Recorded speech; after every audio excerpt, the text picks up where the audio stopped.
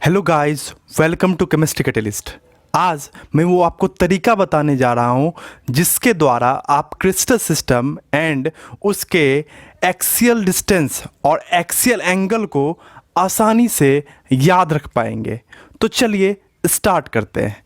अब देखिए, यदि आपको क्रिस्टल सिस्टम तथा उसके एक्सियल डिस्टेंस और एक्सियल एंगल को याद रखना है तो उसके लिए आपको एक ट्रिक याद रखना होगा। वो ट्रिक कुछ इस प्रकार है, क्यूटो रहे मोटर। अब देखो यार, ये क्यूटो रहे मोटर, आप कहोगे सर ये कौन सा ट्रिक है? ये उसी प्रकार का ट्रिक है जैसा आप पीरियोडिक टेबल में पढ़े होंगे, हलीना कब्र से फरार या समथिंग, बेटा मांगे कार स्कूटर बाप रोए, जस्ट लाइक उसी तरह का यह ट्रिक है, क्यूटो रहे मोटर। तो चलिए इस ट्रिक की बात करते हैं और इसे हम लिखते हैं। देखिए, क्यू टो र हे मोटर। अब कहोगे सर ये ट्रिक काम क्या करता है? यह ट्रिक सातों के साथ क्रिस्टल सिस्टम को एक सही अरेंजमेंट देगा जो कि हमें हेल्प करेगा हमें इसे याद रखने में, इसके एक्सियल डिस्टेंस और एक्सियल एंगल को याद रखने में। अब देखिए, क्यू यू से क्यूबिक, टी से टेट्रागोनल, ओ से ऑर्थो आर होम्बिक, आर से रोम्बो हेड्रल,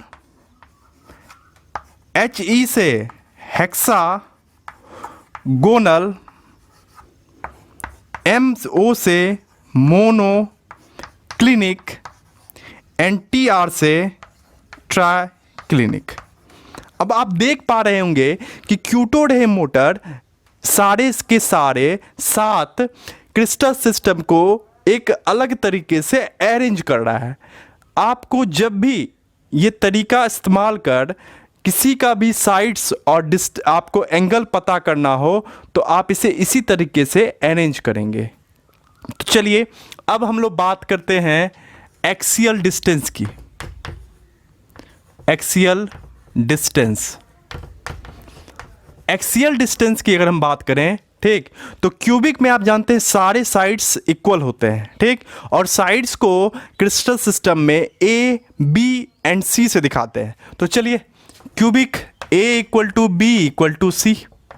अब देखते हैं हम लोग, इसके बाद टेट्रागोनल की बात आती है तो ए इक्वल टू बी, लास्ट वाला does not equal to c.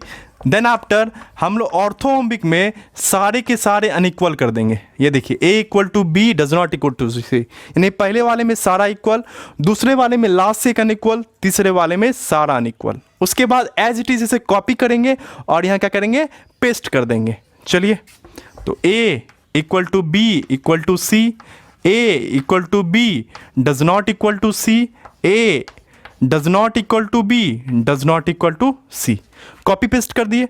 Then after हम लोग क्या करेंगे, अब बचा हमारा last try clinic. Try clinic के लिए आप याद रखिएगा इसका ना तो कोई साइड्स इक्वल होता है और ना ही कोई एंगल। ओके, तो चलिए, triclinic A does not equal to B does not equal to C, इसका कोई भी साइड्स इक्वल ना होगा। आगे हम लोग बात करेंगे इसका कोई एंगल भी इक्वल नहीं होगा। अब चलिए एक्सियल एंगल की बात करें।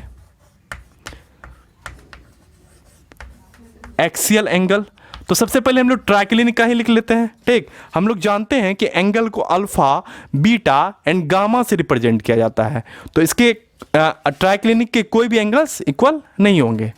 तो alpha does not equal to beta does not equal to gamma does not equal to 90 degree. कोई भी इक्वलिटी का चिन्ह यहाँ पे आपको देखने को नहीं मिलेगा। अब आ जाते हैं हम लोग क्यूबिक। क्यूबिक में आप जानते हैं सारा का सारा साइड्स क्या होता है, सारा का सारा साइड्स इक्वल होता है और सारा का सारा एंगल क्या होता है, 90 डिग्री होता है। Alpha equal to beta equal to gamma equal to 90 degree. Okay, अब एज इट इज जैसा क्यूबिक में है उसी तरह का टेट्रागोनल और ऑर्थोहोम्बिक में होगा। तो चलिए लिख देते हैं alpha equal to beta equal to gamma equal to 90 degree, कोई तकलीफ नहीं। अब देखिए रोम्बोहेड्रल आया, रोम्बोहेड्रल के लिए हम लोग ट्रेडिशनल चीज़ करेंगे, वही चीज़ जब हम लोग इक्वलिटी वाला सब करते थे तो उसके बाद अनइक्वलिटी अगर आता था तो क्या करते थे हम, लास्ट वाले से अनइक्वल करते थे।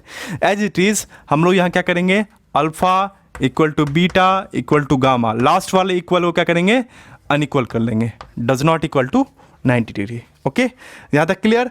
अब देखिए हेक्सागोनल और मोनोक्लिनिक की बात करते हैं। हेक्सागोनल और मोनोक्लिनिक को अगर आप लेने जाएं तो आप जरा देखिएगा इस शेप को, ठीक, ये हेक्सागोनल है, ये हेक्सागोनल शेप है। तो आप जानते हैं हेक्सागोन का एक एंगल क्या होता है, 90 डिग्री। हेक्सागोन का सॉरी ये एंगल क्या होता है, 120 डिग्री होता है। तो हेक्सागोनल शेप को अगर आप बोर्ड पर देखें तो देखिए हेक्सागोनल शेप कुछ इस कदर होता है और ये एंगल मैंने आपको क्या बोला, ये 120 डिग्री होगा। इस एंगल को गामा कहेंगे हम लोग, क्या कहेंगे, गामा कहेंगे। आप इस शेप में भी इस एंगल को आसानी से देख सकते हैं। ये देखिए ये एंगल क्या है, गामा, ठीक, ये 120 डिग्री होता है। अब देखिए अगर एक शेप दूसरे शेप के ऊपर पूरी तरह से कहते हैं परपेंडिकुलर होगा तो फिर ये एंगल आप देख सकते हैं, ये एंगल क्या होगा आपको, ये एंगल 90 डिग्री होगा। ये पूरी तरह से क्या होगा, 90 डिग्री होगा। तो हम कह सकते हैं कि हेक्सागोनल में जो है ये गामा 120 डिग्री है, बट अल्फा एंड बीटा क्या होगा, वो 90 डिग्री होगा। तो हम हेक्सागोनल में लिखेंगे क्या, alpha equal to beta equal to 90 degree और gamma equal to 120 degree. Gamma 120 degree, ध्यान रखिएगा, सिंपल सी बात है। अल्फा बीटा 90 डिग्री, पहले भी अल्फा बीटा 90 डिग्री हो रहा था, उसमें कोई प्रॉब्लम नहीं है। अब बात करते हैं हम लोग मोनोक्लिनिक की। मोनोक्लिनिक के एंगल्स को हम रिलेट करेंगे किससे, हेक्सागोनल से। अब देख लीजिए यहां क्या करेंगे हम लोग, इसका अरेंजमेंट इसी तरह से रहेगा, बस क्या करेंगे, गामा के और बीटा को एक्सचेंज कर देंगे, दोनों की पोजीशन क्या करेंगे हम लोग, एक्सचेंज कर देंगे। तो अब देख लीजिए क्या होगा, alpha equal to gamma equal to 90 degree. अब बचा बीटा, अब बीटा के एंगल को आपको ध्यान रखना है, does not equal to 90 degree, does not equal to 90 degree. तो ये हो गया आपका बीटा। तो आप पूरे के पूरे अरेंजमेंट्स में देख लीजिए इस तरीका, ये जो तरीका मैंने आपको क्यूटो रे मोटर का बताया है याद रखने के लिए, इससे बस थोड़ा सा आपको यहां फोकस करना है।